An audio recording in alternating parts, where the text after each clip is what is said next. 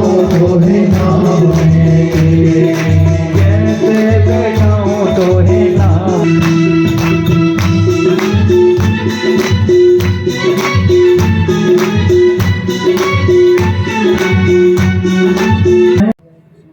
तो कहते कि जामन जी की नस्ल तेली हुई तो जामन जी ने कह दिया कि मैं पहचान गया आप मेरे रघुवर हो, मेरे राम हो। इस मणि को भी आप अपने पास रख लो और मेरी बेटी को भी आप अपने पास रख लो। मैं तो आपका भजन करना चाहता हूं, आपने वचन दिया था, अब मेरे को अपना भजन करने दो। भगवान ने जामवंती पुत्री को अपनी पत्नी के रूप में स्वीकार किया, लेकिन जामवंती पुत्री जो है वो कोई ऋच के जैसे नहीं है, वो परम सुंदरी है।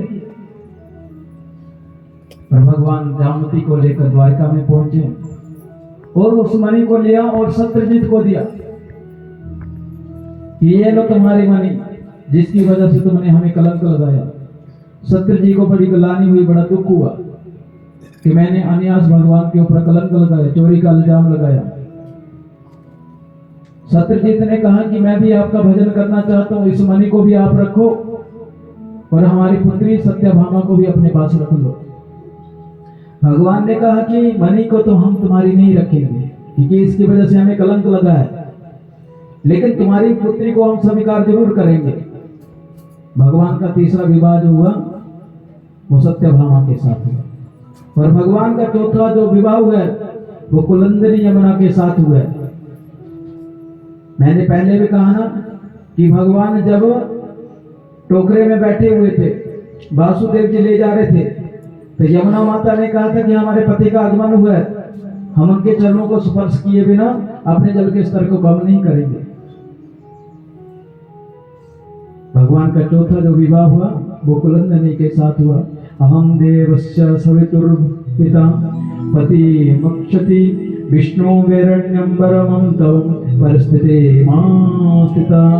कहते हैं कि कुलंदरी यमुना ने भगवान को पाने के लिए भगवान का तप किया था और अर्जुन जी ने पूछा था कि आप इस यमुना के घाट में बैठकर, इस शिला के ऊपर बैठकर आप किसको ढूंढ रहे हैं, किसकी तलाश में हो?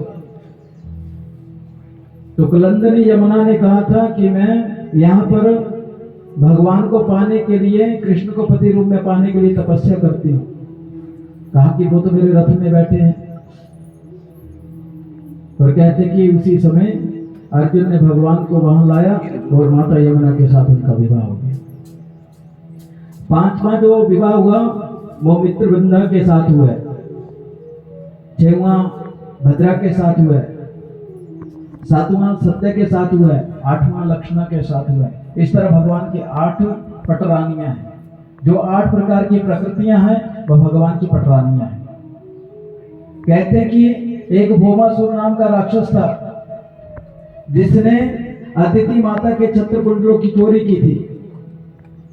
देवताओं ने आकर भगवान से सहायता मांगी थी कि जो भूमि से असुर पैदा है उसे कोई मार नहीं सकता है, जिसने हमारी माता के छत्र कुंडल की चोरी की है। भगवान वहां पर गए, उस भौमासुर के राक्षस को मारा। तो भौमासुर ने कहते कि 16,100 राजकन्या को बंदी बनाकर रखा था।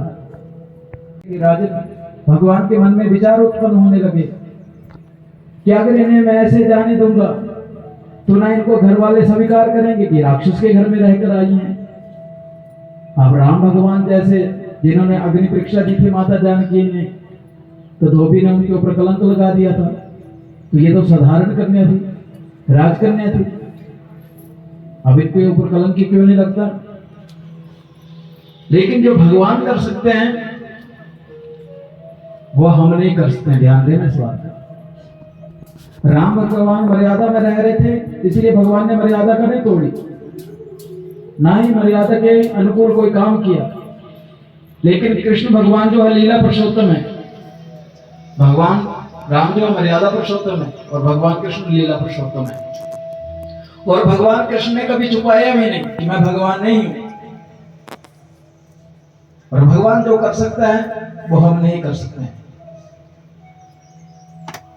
तो इस तरह भगवान ने उनको कहा कि भगवान ने विचार किया अपने मन में कि अगर मैं इनको ऐसे छोड़ दूंगा तो समाज इन्हें अपनाएगा नहीं। इनके पास दो ही रास्ते बचेंगे, या तो अपने देह का त्याग कर देंगी, अपने प्राणों का अंत कर देंगी, या तो ऐसे मार्ग में चले जाएंगे जो मार्ग इनके लिए उचित नहीं, अच्छा नहीं।